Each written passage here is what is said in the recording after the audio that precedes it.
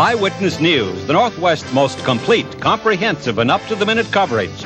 With meteorologist Dave Dahl, sportscaster Bob Bruce, newscasters Stan Turner and Cindy Brucato. Good evening, everyone. Amtrak's passenger train, the North Star it's called, made its last run from Duluth to the Twin Cities tonight. For several years, money problems threatened to derail the North Star, but there were always last-minute reprieves. This time, it looks as though the North Star has finally reached the end of its line. Dennis Kraft was at the Amtrak depot when the North Star made its final stop in the Twin Cities tonight. The steady, mournful clang of the train's bell was the only thing to mark the end of the line for Amtrak's North Star run from Duluth. That and the half-hearted smiles from passengers who made the last trip. It was an event tinged with sadness. How did you feel today coming back in the train, knowing it was going to be the last time? Pretty sad about it. It was a really nice trip. It's a real nice way to go up to Duluth. We went up to Duluth special to come back on this last Amtrak train. And I just had picked the last trip. It was beautiful. The conductor and the brakeman were just super people. I just hate to see them go. Those who rode the North Star home tonight said it was sad to see the passing of an era. The last trip was especially hard for those who worked on the train. It's a sad thing, really. I hate to see it happen. I'm losing my job. I guess we're all kind of bitter about it because it's a profitable train, you know. Yesterday we had about 600 people. And when you carry people like that all the time, they're making money. Amtrak's North Star line has been down to the wire before, and always at the last minute. More money has been found to keep the train running. But this time, there will be no last-minute reprieve from the governor. Amtrak has no more money, and so far, no public-spirited donor has come forward. And so tonight, this stop is the end of the North Star line.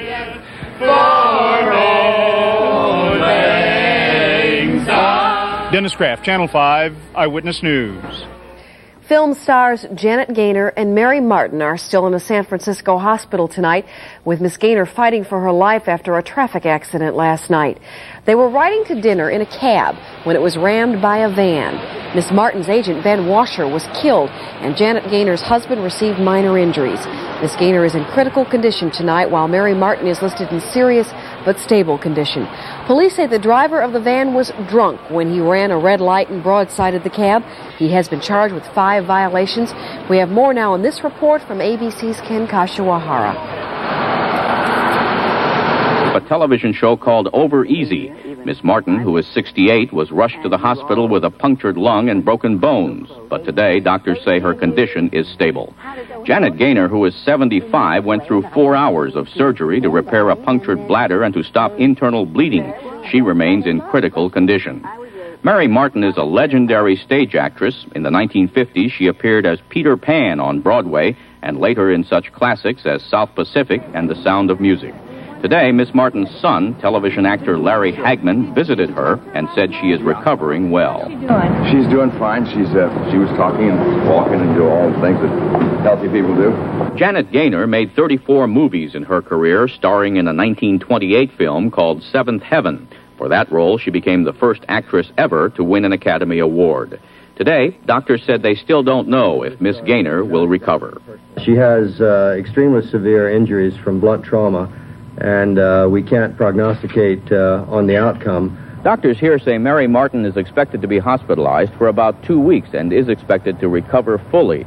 But they are not as optimistic about Janet Gaynor, saying they will have to watch her condition from day to day. Ken Kashiwahara, ABC News, San Francisco. And a remarkable story being played out in Switzerland tonight. Anti-communist Polish terrorists freed one of the 13 hostages they took this morning when they invaded the Polish embassy at Bern. The freed hostage is reportedly a pregnant woman. The terrorists claim to be members of the Polish Revolutionary Home Guard, and they say they've got machine guns and enough dynamite to blow up the embassy. They're demanding that the Polish government end martial law and free all political prisoners by Wednesday. If Poland refuses, they say they'll kill themselves and their 12 hostages. Tonight, Swiss marksmen surround the building, but they say they won't attack the building unless the Polish government gives them permission. So far, Poland is only asking that the Swiss rescue the diplomats as quickly as possible. Cindy? In Lebanon tonight, leftist militias and their Palestinian allies claim that they are the ones who abducted 8 Israeli soldiers over the weekend. But Israel is holding Syria responsible since the soldiers were abducted in Syrian-held territory, and Israel has repeatedly warned Syria to check that guerrilla activity there or face Israeli retaliation. Israel's defense minister today raised the possibility that his nation might just take over southern Lebanon for good. Ariel Sharon told a crowd in Tel Aviv that unless Lebanon signs a peace treaty with Israel, the Israelis may be forced to take control of the southern strip of Lebanon and keep it clear of artillery and guns aimed at Israel. Lebanon is reportedly hoping Israel will settle for a peace without actually signing a treaty, but Sharon says the treaty is necessary for Israel's security. Stan? Cindy, here in Minnesota today, there was a confrontation in an unlikely spot over an unlikely commodity. Chippewa Indians took on the U.S. Fish and Wildlife Service near Mille Lacs, ready for a showdown over wild rice. It's the peak of the harvest right now, and our environmental specialist Tom Stewart reports from Rice Lake that the wild ricing nearly came to an abrupt halt today. Federal authorities backed down today and let dozens of Indians harvest wild rice at the Rice Lake Wildlife Refuge. The move averted a showdown over Indian rights to this federal land located near Mille Lacs Lake. The Chippewas have exclusive rights to the wild rice crop here. But last week, the U.S. Fish and Wildlife Service threatened to keep them out because they refused to apply for the required permits. The government is trying to restrict the harvest in order to protect and feed wildlife. But the Chippewas want a longer wild rice season and more control over the crop, which they count on for food and revenue. And they threaten to harvest it anyway if push came to shove. Realistically, they're saying that the rice belongs to them. And we want it known that we don't believe that, and that we're going to push it as far as we can to find out who this rice belongs to. The confrontation came to an end today when the Chippewas agreed to apply for a temporary ricing permit. That truce will allow them to harvest the wild rice through Friday. But after that, the Chippewas could get locked out unless they reach a long-term agreement with the federal government. And indications are that agreement won't come easily. I am willing to sit down with them and talk with them. Beyond that, I really can't say right now. There are two sides involved, and I wouldn't be in any position to say what the outcome of that would be. So it's still possible that Chippewa could get locked out of this refuge on Friday, and if so, that could be the beginning of even bigger trouble. The Indians here claim this could be the first step in their attempt to regain control of the entire refuge. Tom Stewart, Channel 5 Eyewitness News in Aitkin County. For 100 years now, the United States has been celebrating Labor Day, and there were parades and picnics all over the country today, as there were these past 100 years. And ironically, one of the biggest local celebrations was on the Iron Range, hardest hit by unemployment this year. Hundreds of people lined the streets today in the little town of Bovee, Minnesota, for what old-timers said was the biggest parade there ever. With unemployment among mine workers hovering at 70% on the range, many of those enjoying the parade were themselves out of work, but that didn't dampen any spirits. Some people said that unemployment was the key reason for the big turnout in Bovee today. Unemployment and a lot of the economic problems that we're facing today has a way of unifying people and getting people together. And I think people are staying a little bit closer to home and maybe looking more at their roots and at the place that they've grown up and sensing that it's a little more important than they once thought it was. In Texas today, AFL-CIO President Lane Kirkland blamed President Reagan for the nation's 9.8% unemployment rate. He said the president knows the price of everything in dollars, but the value of nothing on the scale of humanity. Well, Labor Secretary Ray Donovan strongly disagrees, saying the president is sensitive to the problems of unemployment, and Donovan predicted that unemployment rates will start to drop come autumn. Stan? Well, down in Alabama, Cindy, a man with plenty of experience running for president is making another bid for a state office that catapulted him to fame. And locally tonight in Prescott, Wisconsin, a tragic loss spurred a young couple into action this weekend, raising money to fight the disease that killed their little girls. Those stories are next on Eyewitness News. Girls, are they fired up? When you hear what we're about to say, you'll see why we have to put a time limit on it. Buick is making available cash incentives of $500 to $900 on front-wheel drive Skylark, Century, and Skyhawk. If you've been waiting for that one offer that really makes sense, this is it. A closeout price plus a cash incentive of up to $900. This year, closeout time is even more special because of cash incentives of up to $900 at your Twin City Buick dealers. This is the offer of the year. Don't miss it. On September 11th at the Metrodome, you can see Vice President George Bush welcome Scandinavian royalty and heads of state. You can buy delicious Scandinavian bakery goods and beverages. You can see over 400 dancers dance, and you can be part of the world's largest choir. It's all part of Scandinavia Today, the biggest celebration to hit Minnesota since the bicentennial. Tickets are just $3, available at Dayton's ticket offices, Lutheran Brotherhood in downtown Minneapolis, and participating First Banks.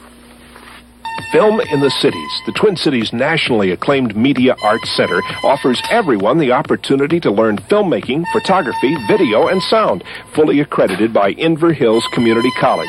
Film in the Cities classes cover everything from the basics for beginners to special workshops for the more advanced. Even though outstanding artists and professionals make up the faculty, all courses are still affordable at Film in the Cities. Call Film in the Cities today at 646-6104. George Corley Wallace wants to get back into politics, and tomorrow Alabama voters will have the chance to help him or to snub him.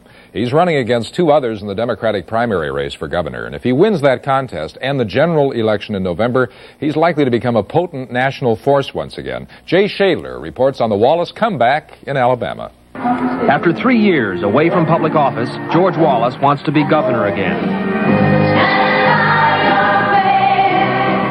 Country singer Tammy Wynette opened up this rally in Rainsville, Alabama last week before the candidate turned to what has become one of the underlying themes of this campaign. Being paralyzed in the legs is nothing. The trouble with our country in the last 10 or 20 or 30 years has been we've had too many people in Washington paralyzed in the head instead of being in the legs. It was 10 years ago that Wallace was shot at a political rally in Maryland during his second formal bid for the presidency. Since then, he's tried hard to show that his physical handicap is not a political liability. But today, back on the campaign trail with his third wife, singer Lisa Taylor, his health remains an issue. It's kept alive by Wallace's two major opponents in the Democratic primary, Lieutenant Governor George McMillan and House Speaker Joe McCorkadale, whose TV ads hammer away at the question of Wallace's physical ability to govern again. Vote for someone who can handle the toughest job in Alabama. I have no health problem other than I'm an invalid in the sense of I'm paraplegic. I'm not an invalid. I'm not incapable of looking after myself. But Wallace's health is not the only issue in this campaign. Though he now says some of his early views on civil rights were wrong, when he recently asked for the support of the Southern Christian Leadership Conference, its leaders rejected him, remembering instead this old Wallace message from his first inauguration. And I say segregation now, segregation tomorrow, and segregation forever. I think that Wallace represents a chapter in a book that should be closed and put on the shelf.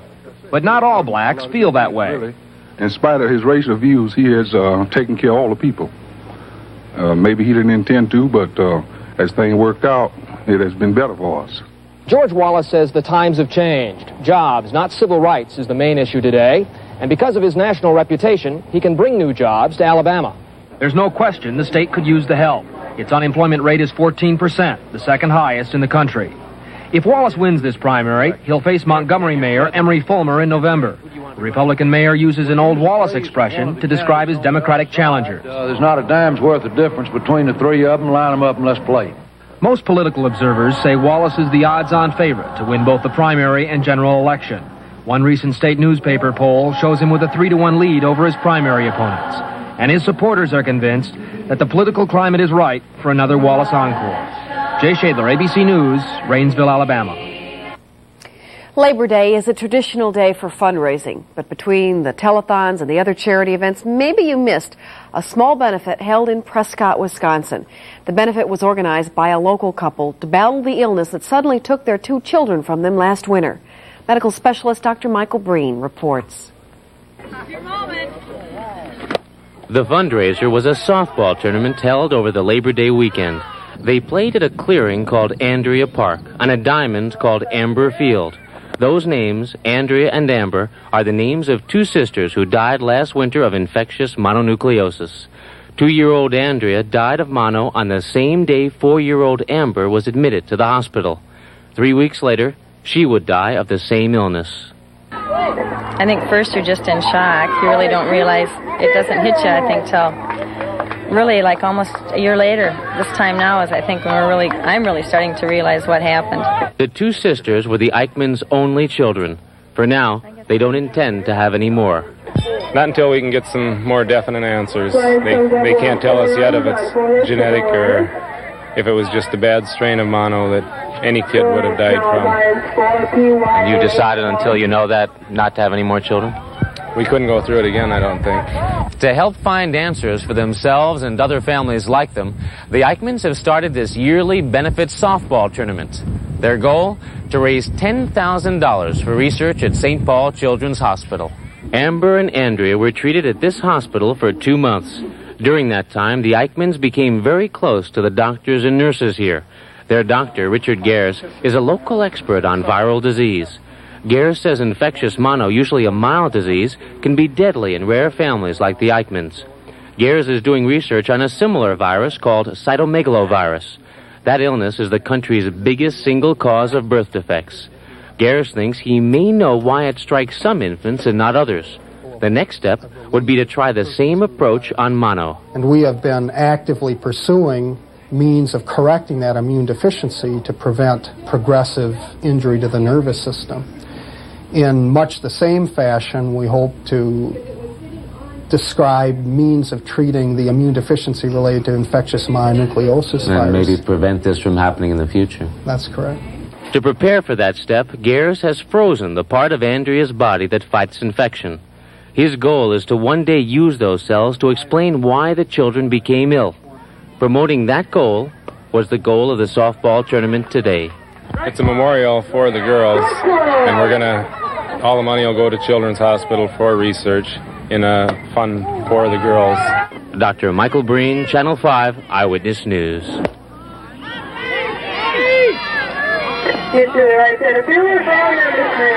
Don't just sit there, hit the trail. A DNR recreational trail. Canoe the Kettle. Bicycle the Heartland. Snowmobile the Taconite. Or ski beautiful Minnesota Valley. Whatever your choice, the Minnesota Department of Natural Resources has a recreational trail for your enjoyment. Write or call for information on recreational trails and waterways. Spring, summer, fall, or winter, there's a trail for you. A trail for all seasons. It works here, Twin Cities. Keep it working. Love. Friends and neighbors together. United Way. Love. We can help each other. Keep it working. Give the United Way. The United Way serves thousands in our area. Let's keep it working. Love. Keep it working. Give the United Way. Keep it working. Give it. Well, our fine late afternoon turned into a really pleasant early evening. I think, though, maybe we're in for another dip like we had last night. It's starting to get really cool outside, but a beautiful display of Aurora Borealis outside across the Twin Cities area. People have called in and said it's just perfect tonight because we have clear skies and cool temperatures around the state. Martha, throw on another blanket, especially up in Duluth, Minnesota. Right now, their temperature is down to 46 degrees. That's not the only cool spot. 49 as well in Wausau, Wisconsin. Not too bad here in the southern part of Minnesota. We're still in the mid to upper 50s, but that's kind of chilly for this time of the year. The only real warm spots are still down to the southwest and out to the west. Their temperatures right now are still in the 60s. Currently here in the Twin Cities, though, 57 degrees, and we do have a clear sky. The wind's now at southeast at 8 miles per hour, and that's with a relative humidity of 69%. The barometer is holding steady, fairly high, 30.33 inches. Today's high, 68 degrees. That was a little bit below average, kind of a fallish type day outside, even though we did have a lot of sunshine. 51 was our chilly morning low, and no precipitation officially out at the airport. The reason for the nice day today was a very large area of high pressure, still sitting in the same place it was about 6 hours ago. That's right over the northern part of Lake Superior. It still has its influence right down in the Twin Cities area. Even though we're quite a ways away from it, our pressure is quite high, 30.33 inches, and that battled the clouds throughout the entire day, kept them right down to the south of the Twin Cities area. Most of the rainfall, though, has been a little bit further to the south. That's been lingering along a very slow-moving cool front right now. And that stretches all the way from Missouri right up through New England. And just to prove it to you, let's gather up all the radars around the country. The national radar map right now showing a lot of rain still occurring across the midsection of the U.S., all the way from New England right down through central Illinois. Most of the heavy precipitation, though, is just off the coast. the Gulf Coast of Florida. That will continue to move on to the coast later on tonight, but a lot of showers starting to build up in the central Rockies as well. But the reason for the no rainfall up across Minnesota, there just aren't any clouds to produce any rain. Right now around Minnesota, we're seeing mostly clear skies. There are a few high clouds, though, working into the southwestern part of the state. And as you can look out over South Dakota, a few more clouds. And those clouds will be filtering into the southern part of the state a little later on tonight, so we might have a few clouds during the day tomorrow. What we are looking forward to, though, is some warmer air that's building up out to the west. Quite a few showers with that warmer air, but they should dry up later on tonight. But that warm air is showing in the national highs map. They had some highs in the 80s out across the northern part of the Rockies and 70s throughout much of the Dakotas. Still quite cool over Minnesota. You're asking yourself, what's going to get that warm air over Minnesota? The change in the upper winds. Right now, they've really flattened out over the northern part of the U.S., and that'll bring that warm air right across Minnesota and give us a warming trend, not only for today, but right on through the coming week. KSTP forecast in detail right now is calling for clear and cool tonight. We'll have lows of 44 to 50. 44 in those outlying spots. East winds at 5 to 10. For tomorrow, same story, sunny skies. We're expecting mild temperatures tomorrow, a little bit warmer than we had today, 73 possibly, 5 to 15 for the winds out of the southeast. For tomorrow night into Wednesday, clear to partly cloudy and warmer. Lows of 52 to 57 with highs going up to the upper 70s maybe. The extended outlook right now is calling for partly cloudy skies Thursday and Friday. Another chance of rain maybe over the weekend, but highs still up there around the lower 80s. It's looking nice. Well, it was certainly nice enough today to finish up the state fair run. Yeah, it was perfect. Sunny weather, in fact, helped boost state fair attendance figures, which is what they were hoping, although they probably still won't top last year's all-time records. The state fair closed tonight, closed its 12-day run, and fair officials estimate that about 100,000 people have walked through the gates this year, bringing this year's total to about 1,300,000 folks. Saw a lot of them out there, I think. We met quite a few. Yeah. It was fun. We had a good time out there. Absolutely. In sports, double jeopardy for the Twins in Texas, and the Vikings cut to 49. Bob Bruce has those stories and more next on Eyewitness Sports. Join the fun, join your friends, join the Girl Scouts. Person making, spirit shaping, bodybuilding, mind expanding. Find yourself in the Girl Scouts. Join the fun, join your friends, join the Girl Scouts. Call 535-4602 or 227-8835. Children are Minnesota's most valuable players, but severe childhood diseases can alter the healthy lifestyle every child deserves. The Viking Children's Fund is raising money to research cures for these childhood diseases.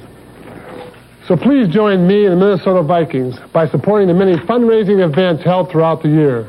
Once there is financial backing, cures start falling into place.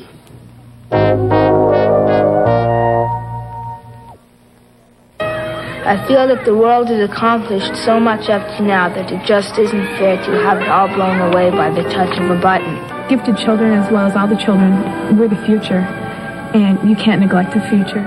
How often do we listen to what children have to say? How do children feel about the world in which they live? This is Cindy Burcato, and we will listen to what children have to say in a one-hour special, Seen But Not Heard, Wednesday, September 15th at 7 p.m. on Channel 5. Well, some missing faces on the practice field today. That's right, and there will be a few more yet to come. Yeah. The Minnesota Vikings cut 5 players from their roster and will have to cut 3 more to reach the legal limit of 49 players for the 1982 season. Ed Cairo has more from Winter Park. Only one of today's cuts might be termed a surprise. Nose tackle Barry Bennett, a 4-year player at New Orleans and a Concordia graduate, probably got caught in a numbers game when All-Pro Charlie Johnson signed on from Philadelphia. Otherwise, it might have been expected that the other 4, wide receiver Jeff Boyd, kicker Amory Bodine, and safeties Mitch Berg and Wayne Schluchter would go. Even though 3 more players must be dealt with in some way, cut or placed in other categories, it appears 4 rookies will make the club. Number 1 draft choice Darren Nelson, 2nd round pick Terry Tausch, 11th rounder but pleasant surprise Curtis Rouse, and 7th rounder tight end Steve Jordan from Brown University, who was especially impressive last Friday against New Orleans. Jordan made back-to-back spectacular catches in the final drive leading up to the Vikings' winning touchdown in the waning seconds of the game. Here's what Jordan feels is the key to winning a spot on the Viking roster.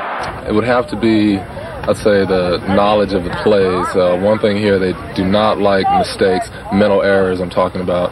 And one thing is knowing your plays for sure, and execution, and just limiting mistakes. That'd be it. We should know the fate of the final 3 players tomorrow. Ed Cairo, Channel 5 Sports at Winter Park. Well, in baseball, until tonight, the Twins hadn't played a doubleheader all season. Now they've played one too many. The Twins played 2 in Texas tonight, lost them both. The scores 4-3 and 11-7. There was a silver lining, though. First baseman Ken Herbig found his long ball stroke. Herbig homered in each game, and he now has 21. Tom Berdansky, Gary Ward, and Randy Bush also homered for the Twins tonight, but they lose 2, and right now they're 7 games behind the Rangers in the battle for last place in the American League's Western Division. Other scores, Baltimore red hot 9 in a row. They beat New York, Boston over Cleveland. Milwaukee loses. That hurts the Brewers. Chicago lost to California 8-6. Toronto over Oakland, and Kansas City lost to Seattle 6-2. In the National League, Chicago over Philadelphia 4-3. Dodgers beat Cincinnati. Frisco over Atlanta. The Braves having problems again. The Cardinals over Montreal. Pittsburgh beat the Mets 6-1, and San Diego over Houston 4-2. The top seeds have reached the quarterfinals at the U.S. Open Tennis Championships in New York. The winners today included Martina Navratilova, Tracy Austin, John McEnroe, and Yvonne Lendl. Tonight, Lendl beat French Open champ Mats Wilander 6-2, 6-2, 6-2. And finally, the State Fair is over. August has given way to September, and that means it's time again for Highlights of the Month, a special feature of Channel 5 Sports reviewing some of the athletic highlights of the month gone by. Tonight, a look at August of 1982. Football fans and trivia buffs should remember August 21st for years to come. On that night, the team from the tundra officially came in from the cold and began a new era of indoor football in Minnesota. The Vikings dome opener wasn't overly exciting, the 7-3 win over Seattle, but Tommy Kramer and Joe Sensor did hook up on this short pass, and Sensor bowled his way into the end zone for the first touchdown ever at the Hubert H. Humphrey Metrodome. The homecoming of the month took place on August 24th at Yankee Stadium in New York. It was quite a night for the Twins rookie Frank Viola. In his first appearance in the Big Apple, the native New Yorker pitched a 6-hit shutout as the Twins beat the Yanks 5-0. It was Viola's first Major League shutout. The winning streak of the month was put together by an American Legion baseball team from Edina. During their streak, Edina won the state championship, the Central Plains Tournament in Missouri, and became only the 4th Minnesota team in 56 years to reach the American Legion World Series. And the comeback of the month has to go to pro wrestler Vern Gagne's return to the ring after a year-long retirement. In his comeback match, Vern teamed with the Dog, Mad Dog Vachon, for a tag team battle against the Sheik and Jerry Blackwell. Before it was over, Blackwell got a ringside seat upside the head, and Vern proved that at 56, he can still manage a drop kick or two. Vern and the Dog finally won it, and Stan, could it have ended any other way? It's almost romantic, isn't it? Poetic the way that came out. It touches me deeply. Look at Vern. The man can still move it around, can't he? Did you?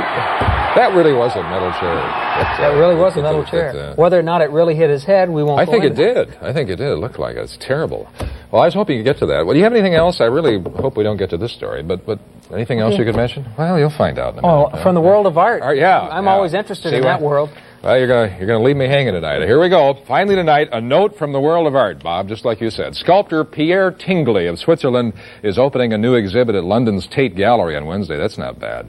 You might call it kinetic craziness a la Rube Goldberg, because what Tingley creates aren't so much statues as they are unlikely machines, whimsical even. Who else, we wonder, would offer a working jaw to his spectators or come up with a rolling skull? You can bet that'll gather no moss. Of course, you've got to be somewhat careful of these gaping, tumbling, and heaving sculptures. Now, after looking at some of these wheezing, weaving, and bouncing contraptions, you might conclude that Monsieur Tingley may be a bit dingly. It's late, folks, but we think a man's gadget should exceed his reason, or what's a whimsy for? Anyway, if the Tate says it's good, so do we. Cindy, why don't you go check that out? See, give us a first-hand report. Huh? I'm inclined to say I don't know art, but I know what I like, and that's probably not it. That's probably not it. We'll be back tomorrow. Good night.